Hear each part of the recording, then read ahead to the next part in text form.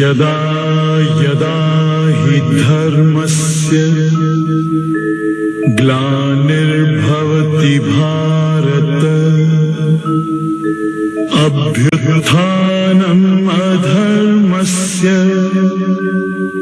तदात्मानं सृजाम्यहम्। सर्वोपनिषदो गावो दुग्धा गोपालनन्दनः पार्थो वत्सः सुधीर्भोक्ता दुग्धं गीतामृतं महत् दुग्धं गीतामृतं महत्। सर्वेभ्यो नमः।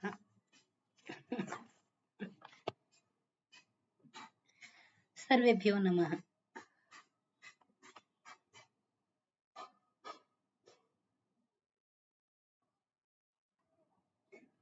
ओहो, तो आवाज ही नहीं आ रही होगी। सर्वेभ्यो नमो नमः। नमो नमः महोदय। सर्वेभ्यो नमो नमः। नमो नमः। नमो नमः महोदय। नमो नमः। नमो नमः।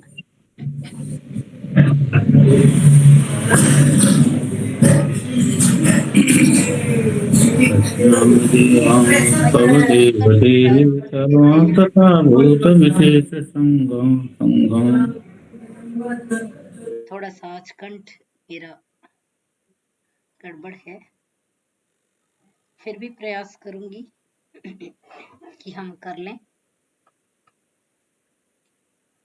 तो उच्चारण कर ले, आरंभ कर लेते हैं।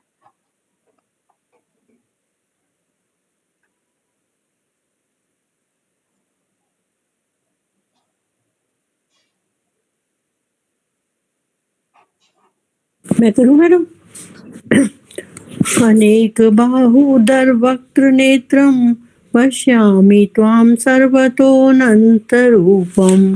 नान्तं न मध्यं न पुनस्त्वादिं पश्यामि विश्वेश्वर विश्वरूप रूपः।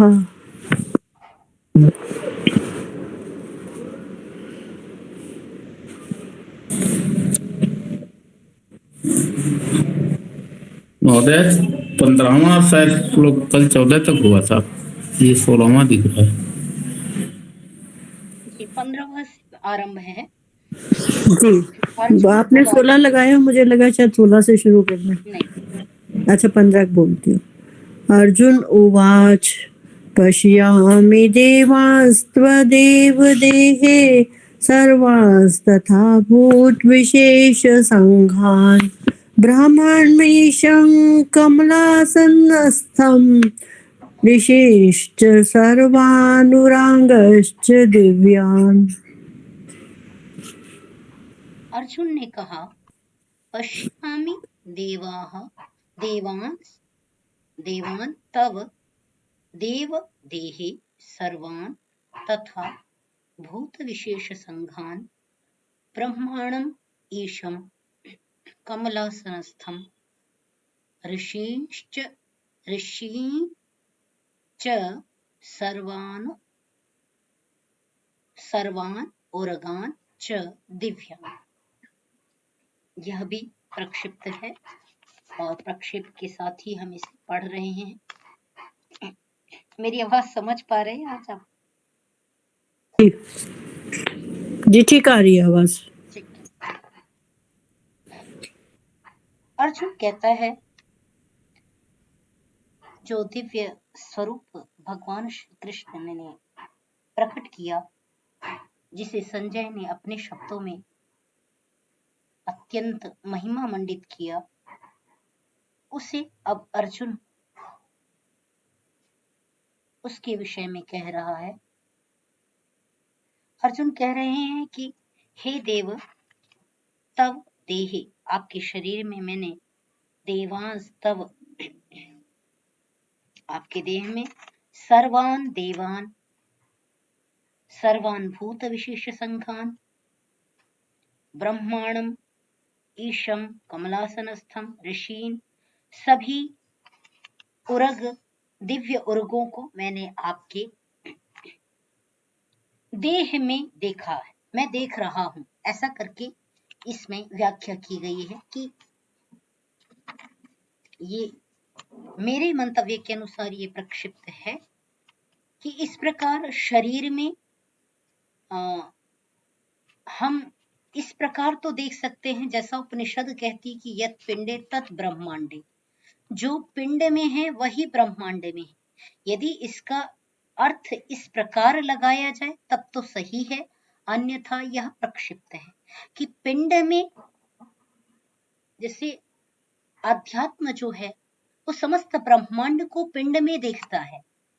उपनिषद की संकल्पना के अनुसार यत पिंडे तद ब्रह्मांडे, जो पिंड में है वही ब्रह्मांड में है, और जो ब्रह्मांड में है वो पिंड में प्रतीक रूप में, प्रतिनिधि रूप में विद्यमान है। जैसे वेद में मंत्र भी आता है कि ब्रह्म का, परमेश्वर का क्या है, द्यौहु उसका सिर है, अंतरिक्षम उतोदरम, ऐसा करके कि अंतरिक्ष उसका जो है उसका उदर है, और जो पैर हैं वो पृथ्वी लोक हैं, ऐसे करके वर्णन आता है वेद मंत्रों में। तो इस प्रकार यदि शरीर में इस दृष्टि से ब्रह्म का शरीर, ब्रह्म को देह में देखा जा रहा है तो वह सही है, ठीक है। परंतु यदि हम इसे भगवान श्री कृष्ण के प्रति, है ना, जो अत्यंत पूज्य महनीय भगवान श्री कृष्ण हैं, उनके विषय में इस प्रकार यदि है तो वह प्रक्षिप्त है। दोनों चीजों को ध्यान में रख के ही हम इसको समझेंगे, ठीक है।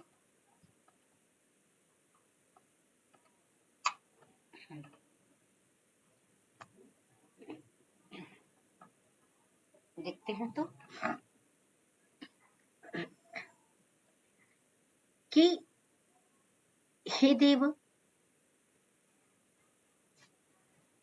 आपके देह में मैं समस्त देवों को, समस्त प्राणियों को, प्राणी विशेष समुदायों को, भूत विशेष संघान माने भूत कहते हैं प्राणियों को, और विशेष संघान अर्थात समुदायों को, प्राणी विशेष समुदाय। जैसे अब यहाँ पर एक संघ शब्द का प्रयोग कर लिया, दर्शन की भाषा में जाइए तो वहां जाति शब्द का प्रयोग होता है।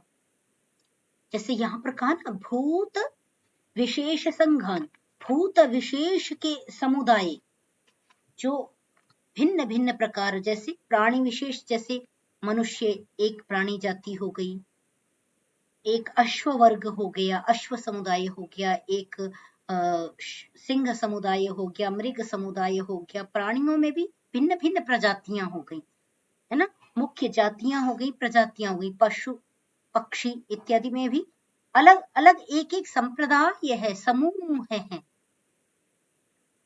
जिसे दर्शन की भाषा में यदि आप समझें, है ना, इसे यदि दर्शन की भाषा में समझेंगे तो वहां पर क्या कहते हैं, समान प्रसवात्मिका जाति। जाति कोई इस तरह का नहीं कि वो तुम ब्राह्मण हो, तुम शत्रु क्या हो, तुम शूद्र हो, तुम क्षत्रिय हो, वैश्य हो, इस प्रकार का वर्णन शास्त्रों में कहीं भी नहीं है। एक शब्द भी इस संदर्भ में वेद से लेकर के ब्राह्मण ग्रंथ, आरण्यक, उपनिषद, गृह्य सूत्र, शुल्ब सूत्र, है ना, कहीं भी उपलब्ध नहीं है। जो भी आर्ष परंपरा जहां तक जीवित है वहां तक आर्ष में कहीं भी नहीं है। वेद में स्पष्ट मंत्र है, यथेमाम वाचम कल्याणम आवदानि जनेभ्यः, सभी मनुष्यों के लिए आवदानि जनेभ्यः, ब्रह्म राजन्याभ्याम शूद्राय चार्याय स्वाय चारणाय, स्पष्ट निर्देश, शूद्राय चारणाय, है ना, स्पष्ट निर्देश है कि सबको वेद पढ़ने का आदेश है। ये वेद मंत्र कह रहा है। और वेद ने जब आदेश दिया, वर्ण व्यवस्था चूंकि हमारी वेद से प्रारंभ होती है, मनु ने कोई स्वयं नहीं रची, वेदों से ग्रहण किए। संविधान निर्माता मनु स्वयं नहीं लिख रहे हैं, जो उन्होंने कैटेगराइज किया है कि अध्ययनम अध्यापनम यजनम याजनम तथा दानम प्रतिग्रहश्चैव ब्राह्मणानाम कल्पयत। ब्राह्मण को बता दिया तुम्हें क्या क्या करना है, क्षत्रिय को बता दिया तुम्हें क्या क्या करना है, प्रजानाम रक्षणम दानम इच्छाध्ययनम ये करके। फिर वैश्य का बता दिया, पशुनाम रक्षणम दानम, फिर शूद्र का बता दिया। तो ये व्यवस्था मनु ने नहीं बनाई। मनु ने जो वेद शास्त्र में जो हमारे ईश्वरीय वाणी जिसे हम मानते हैं वेद, उसमें यह व्यवस्था है। जाति नाम का कीड़ा हमारे शास्त्रों में कहीं भी नहीं है। दर्शन में स्पष्ट उल्लेख है, वैशेषिक दर्शन का सूत्र में बोल रही हूं, समान प्रसवात्मिका जाति ही। जो समान प्रसव स्थान है उसको जाति कहते हैं। एक जिस स्थान से समान, जहां से प्रसव है, एक जैसा जिनका प्रसव है, उत्पत्ति है, वो एक जाति वाले हैं। तो मनुष्य का प्रसव एक जैसा है, इसलिए मनुष्य एक जाति है। घोड़े का प्रसव एक जैसा है, घोड़ा एक जाति है। कुत्ता का प्रसव एक जैसा है, कुत्ता एक जाति है। इसी प्रकार आप अन्यान्य भिन्न भिन्न जातियां प्रजातियां गिन सकते हैं, ले सकते हैं। जाति जैसे वो कोटि से करोड़ शब्द निकाल दिया, वैसे जाति से इस तरह का वो अलग अलग पाखंड उसमें तैयार कर दिया। शास्त्रों में जाति कहीं भी इस प्रकार जिस रूप में हम मानते और जानते हैं उस रूप में शास्त्रों में वर्णित नहीं है। ठीक है, तो यहाँ जो संघ शब्द प्रयोग किया है, ये व्याकरण में इस तरह प्रयोग होता है। वहां पर एक आकृति पक्ष होता है, जाति पक्ष होता है। तो जैसे मैं बता रही हूँ कि समूह का अर्थ यहाँ पर जाति है ना, भूत विशेष प्राणी विशेष जो जाति समुदाय है, यहाँ समूह शब्द ले लिया, वहां जाति शब्द लेते। व्याकरण में जाति पक्ष आता, जब समूह पक्ष कहना होता तो जाति शब्द का प्रयोग होता है। आकृति पक्ष माने व्यक्ति पक्ष, व्यक्ति पक्ष और सामुदायिक पक्ष जब कहना होता है तो आकृति पक्ष और जाति पक्ष ऐसा नाम लिया जाता है। तो जाति समूह का वाचक है। ठीक है,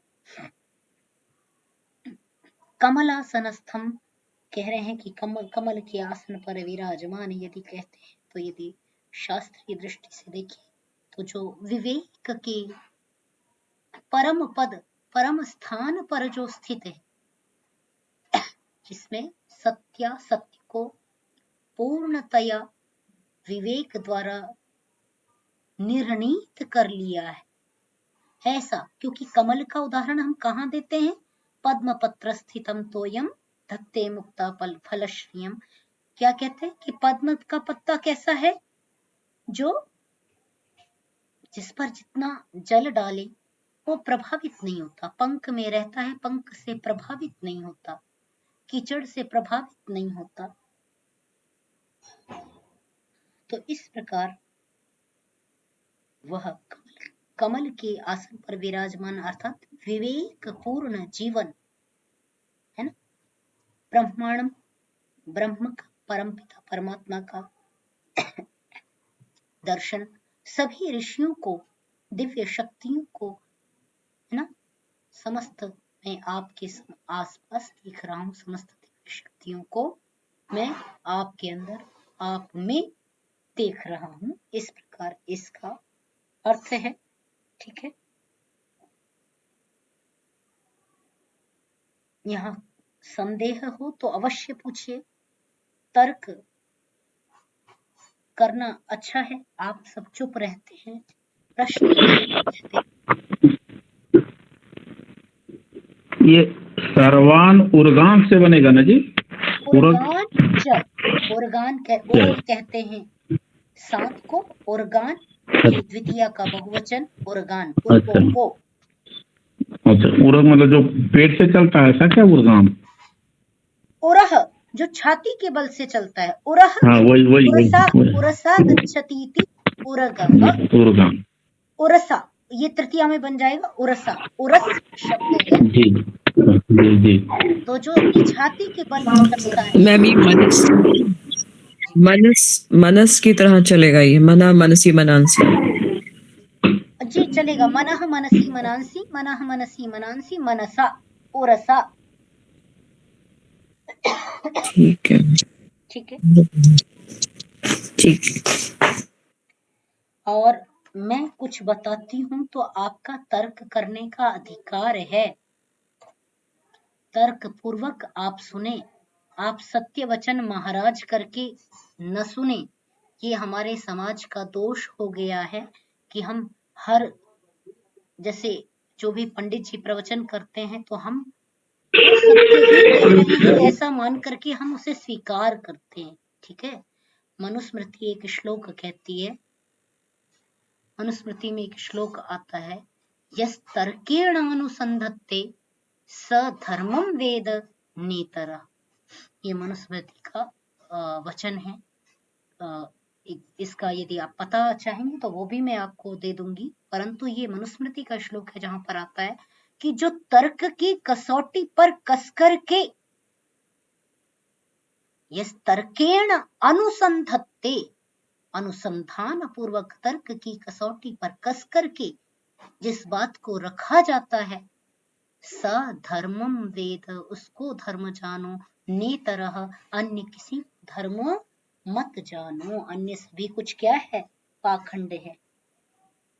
तो पाखंड में और धर्म में अंतर करने के लिए तर्क की तराजू पर उसको कसना अत्यंत आवश्यक होता है। इसलिए कहीं प्रश्न आए, आपको लगे कि मेरी बात आपकी बात से सहमति नहीं रखती है, अवश्य प्रश्न पूछिए। ठीक है। श्रोता बने, सोता नहीं, है ना। आप सब चुपचाप सुनते रहते हैं, सरल चचा, बहुत अच्छे श्रोता हैं आप। चलिए, इतना स्पष्ट हो गया, आगे बढ़ें। जी मैम, आगे मैं पढ़ूं? हाँ अवश्य। अभी तो मैम 15वां आपने पढ़ा था। हाँ जी। अब 16वां पढ़ना है ना। षोडशः श्लोका पठनीय। हाँ।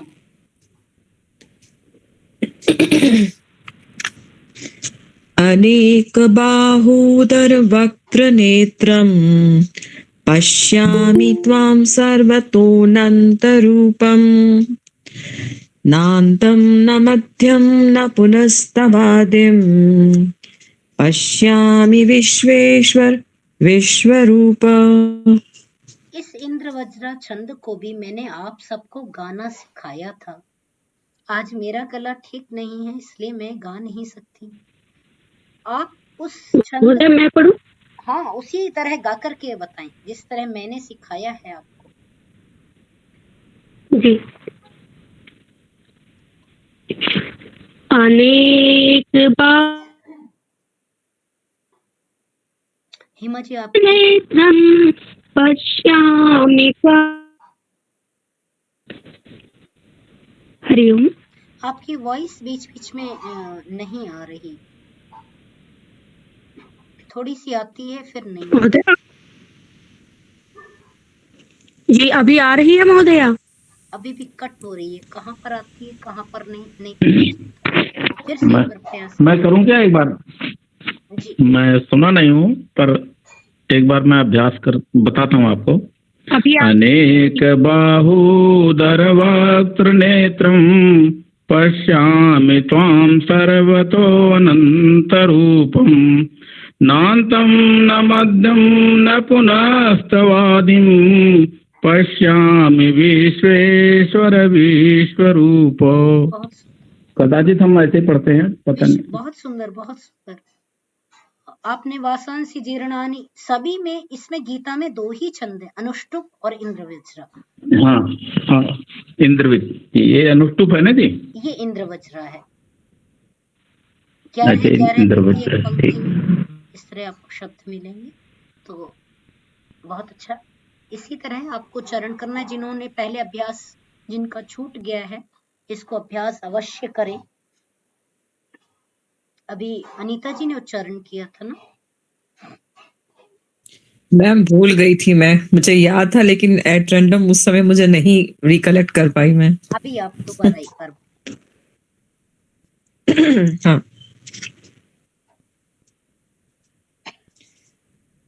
मैम मुझे टाइम चाहिए, मैं नहीं कर पाऊंगी अभी। एक बार ट्राई करिए। Next time. हाँ ट्राई करिए। अनेक बाहूदर वक्त्र नेत्रम पश्यामि त्वां सर्वतोऽनन्तरूपम् नान्तं न मध्यं न पुनस्तवादिम् पश्यामि विश्वेश्वर विश्वरूप। बहुत सुंदर, बहुत सुंदर।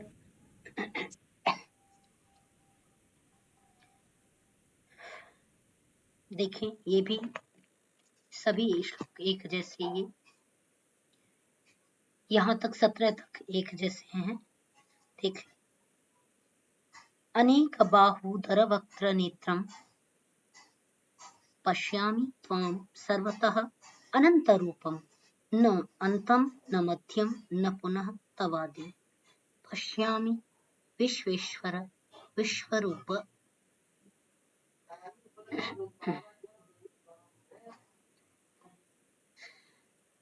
हे विश्वेश्वर, न त्वं आपको, वही चर्चा चल रही है। ये उसके रूप को अर्जुन वर्णित कर रहे हैं। मेरी दृष्टि में ये प्रक्षिप्त हैं, फिर भी इनका प्रसंग में है तो मैं अर्थ बता दे रही हूँ।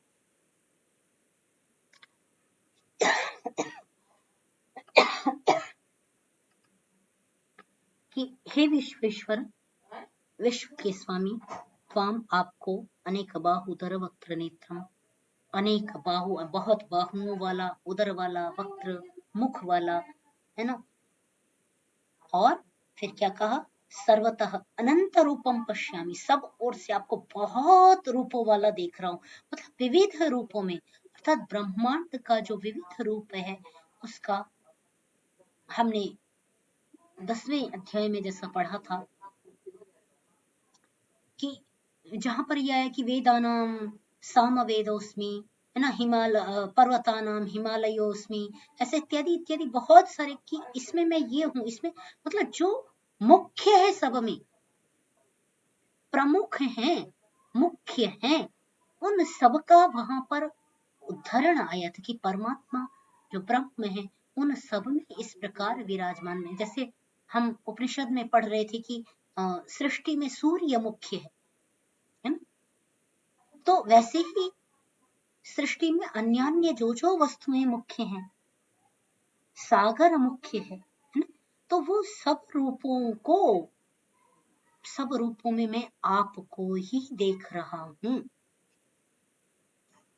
ठीक है, अनंत रूपों में इस प्रकार जो अनंत रूप है, सागर है, हिमालय है, वायु है, जल है, आकाश है, पर्वत है, नदियां हैं, तो समस्त रूपों में इस प्रकार जो अनंत रूप हैं जिनकी गणना नहीं की जा सकती, ऐसे जो अनंत रूप हैं उनको मैं देख रहा हूं। न अंतम पश्यामि, न उसका मैं अंत देख रहा हूं, न मध्य देख रहा हूं, न आदि देख रहा हूं।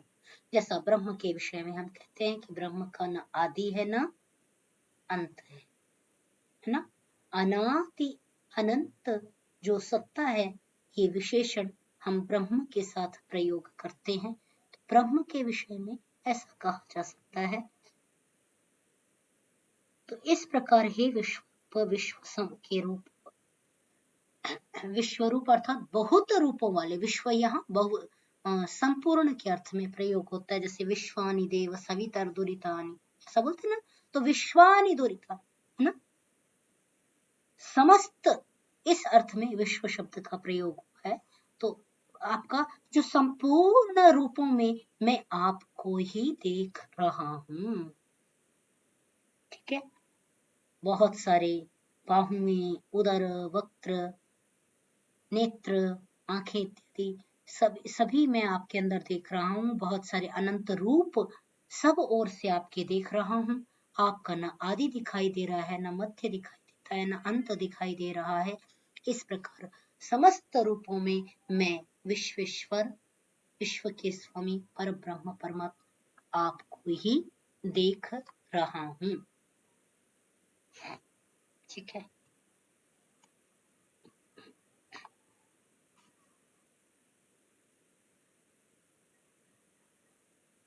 कर लें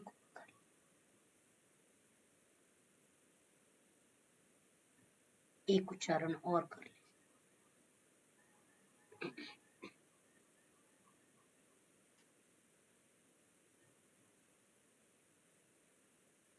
कौन कर रहे हैं? हेमा जी करें? हाँ जी, कैसे करेंगे इसमें? जी। किरीटिनं गदिनं चक्रिणं च तेजो राशिं सर्वतो दीप्तिमन्तं पश्यामि त्वां तीक्ष्णं समन्ता दीप्तान्लार्कद्युतिमा प्रमेयम्। आधी मात्रा मिस क्यों की? ना से जी, दीप्तान्लार्कद्युतिमा प्रमेयम्। यहाँ से बोले पश्यामि त्वा से। जी, पश्यामि त्वां दुर्निरीक्ष्यं समन्ता दीप्तान्लार्कद्युतिमा प्रमेयम्। छोटी छोटी सूक्ष्म दो त्रुटियां आप कर रहे हैं यहाँ पर समन्तात एक साथ लेंगे क्योंकि दो द हैं यहाँ पर। जी जी जी जी समन्तात, फिर आप बोलेंगे दीप्तानलर्काद्युति, क्योंकि संयोग है। मैंने कहा था जहाँ संयोग होता है वहां बलाघात करते हैं, तो नलर्काद्युति इस प्रकार द्युति। इसे संशोधन कर लेंगे। बहुत अच्छा है, धन्यवाद महोदय। किरीटिनं गदिनं चक्रिणं च तेजो राशिं सर्वतः दीप्तिमन्तं पश्यामि त्वां दुर्निरीक्ष्यं समन्तात्। हाँ, दीप्तान, ये समस्त पद कर रहे हैं इसलिए एक साथ भी इसको आप कर लें तो ठीक रहेगा। दीप्तानलर्काद्युतिम अप्रमेयम, ऐसा करेंगे। रूप का ही वर्णन है तो कैसा है? किरीटिनम, किरीटी वाला अर्थात मुकुट वाला, गदिनम, गदा वाला, चक्रिणम, चक्रों वाला, तेजो राशिम, बहुत सारे तेज से, आभा से युक्त, सब ओर से दीप्तिमान, है ना। त्वाम, आपको, दुर्निरीक्ष्यम, जो आंखों से देखने योग्य नहीं है, है ना। दुखेन निरीक्ष्यम, है ना, तो जैसे कहते हैं ना दुर्गा, दुखेन गम्या प्राप्या स दुर्गा, वैसे ही यहाँ पे दुख, दुर्शब्द दुष्ट का नहीं, दोष उपसर्ग है, तो उसमें यहाँ पे क्या है? यहाँ पर है कि दुखेन निरीक्ष्यम, यानी कठिनता से देखने, कठिन में अत्यंत कठिनता से ही वो देखे जाने योग्य है, मतलब देख नहीं पा रहा हूँ। समन्ता, सब ओर से जो क्या है? दीप्तान अलर्क, अत्यंत दीप्त, अलर्क कहते हैं सूर्य को, तो क्या है? जैसे अलर्क की जो, ओहो सॉरी क्या कर, दीप्त अनल अर्क द्युति, है ना, तो जो अनल की और अर्क की द्युति है, अनलश्च अर्कश्च तयोः द्युतिम इति अनलार्क द्युतिम, ऐसा करेंगे। ठीक है, तो जो माने अग्नि की जैसे बहुत तीव्र अग्नि की जो आभा हो, दीप्ति हो, उसका ताप सहन नहीं होता, असहनीय होता है, अथवा जिस तरह सूर्य का अत्यंत तीव्र तीक्ष्ण प्रकाश हो जिसको सहन करने में कठिनता अनुभव हो, इस प्रकार का अप्रमेय प्रमाण करने योग्य नहीं है। किसी भी प्रमाण से उसको मैं कि प्रत्यक्ष प्रमाण के द्वारा, अनुमान प्रमाण के द्वारा, मतलब प्रमा करने योग्य नहीं है, बुद्धि गम्य नहीं है, उसको कहा प्रमेय। ठीक है, प्रमातुम योग्य प्रमेय कहते हैं, जो प्रमा करने योग्य है, माप करने योग्य है। प्रमाण शब्द कैसे बनता है, प्रमाण प्रमेय, तो वहां यही बातें चलती ना। तो किसी भी प्रत्यक्षादि प्रमाणों से वह वर्णन करने योग्य नहीं है ना। प्रमातुम अयोग्यम अप्रमेयम, यानी प्रमाण करने योग्य वह नहीं है।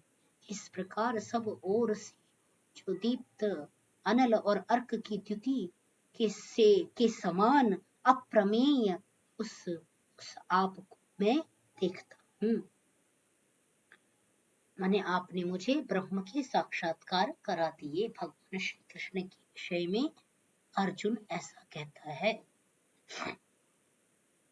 कि मैं आपके अंदर इतनी आभा देख रहा हूं कि जिसे मैं देखने में समर्थ नहीं हो पा रहा हूं। ऐसी